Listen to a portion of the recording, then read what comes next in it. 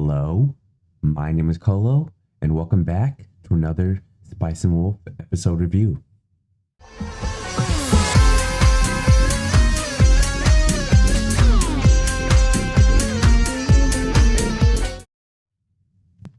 Okay, let's begin. Episode 8. We basically begin where we left off with episode 7 and meeting Nora for the first time.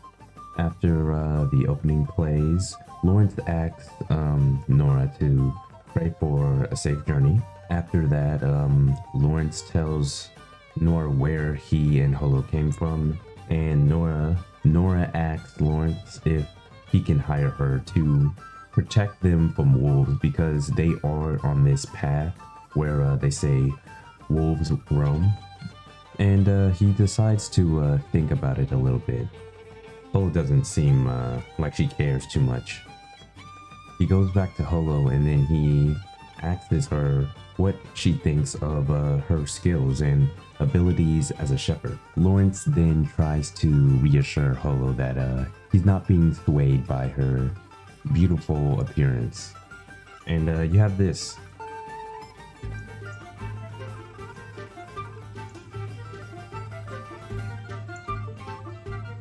I think that was maybe like 10 seconds of just straight silence. Holo then tells Lawrence that she is pretty good at being a shepherd.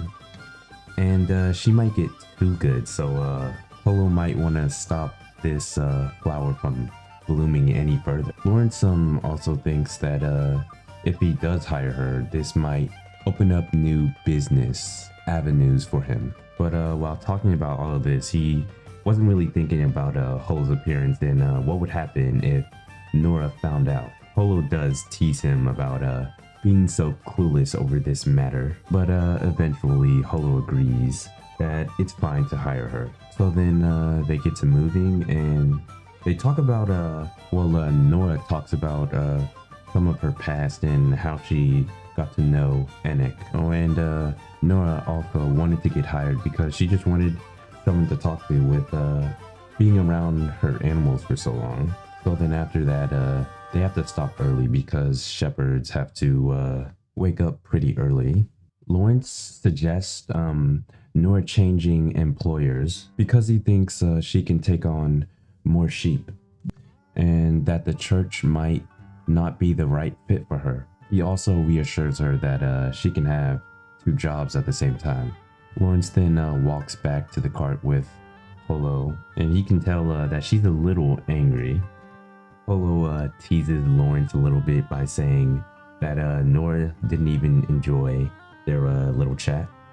Lawrence tries to get back at her by saying it's not a love at first sight for him and Nora, and he'd miss experiencing that affection growing. And then he says he's a pretty smooth talker. And this is what I think is one of the most funniest moments in Spice and Wolf because you just hear Holo laughing for like, what, 10-15 seconds? And Lawrence just looks like this the whole time. And then at a certain point, you just start laughing with Holo because of how long this goes on for. And seeing Lawrence like this makes it even funnier. He looks so done. I think every time I've seen this scene, I laugh. Such a funny scene. And now that Holo's not in a bad mood anymore, she doesn't really care about what she was doing before or what she was feeling before. So then the next day, or next 2 days, they probably skip, they make it to Ruvenheigen. Lawrence gives Nora a little more money for investment, he says, and he might ask her for help later on for that reason. So they then get into the gate, and the people at the gates question the armor. They have weird looks on their faces. Holo just thinks they're looking down on Lawrence because he might be making a lot of money soon. Now I wish that was the case, but unfortunately it might not be. So after that, they go to get something to eat or drink for Holo's case. They then go to the trading guild Lawrence is a part of. Lawrence talks about it on the way and says that it's his home. or the place that most feels like home to him. So then Lawrence leaves Polo outside. He talked to his father-like figure, which is Jacob, one of the heads of the guild. And while this talk is taking place, someone goes up to a certain trading guild and asks if Lawrence has shown up here yet. And they say there's some news for him. And that news will probably have to wait to next week's episode. And that's the end of episode 8. Another great episode introducing Nora and setting up the underlying scheme that is taking place in Ruvenheigen. And something I really liked about this episode was the colors. The grass looks great here. There's also a lot of blue in Ruvenheigen. Yeah, I'm still really enjoying the music too. But I think I'm going to end today's review here.